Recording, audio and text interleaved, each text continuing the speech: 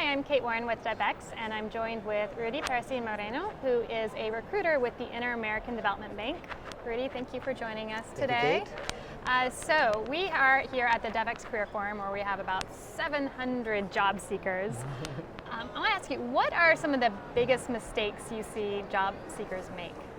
Oh my goodness. Well, the first mistake, which you probably hear from a lot of recruiters, is not really knowing the organization. So they come to us, the IDB, and they don't quite know what projects we're working on. We have very strict language requirements, for example. We only want people that speak Portuguese, Spanish, English, or French, ideally be fluent on 2 of those. So, not knowing those details perhaps doesn't help. Or be more familiar with what kind of positions we're usually searching for. And what kind of people does the IDB typically hire? What kinds of skill sets and background? Right. What we tend to hire mostly are economists and anyone with an economic background who can do country planning.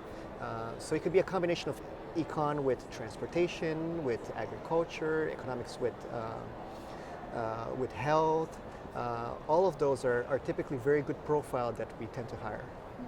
And if you're a young professional who would like to work with IDB and maybe you don't have quite the experience yet to be qualified, what kind of work experience or education would you recommend they seek in order to someday be qualified for your organization? Very good question, because we do get a lot of young professionals looking to get started at the IDB. It's a bit difficult for younger professionals because we tend to hire people with a higher level of expertise.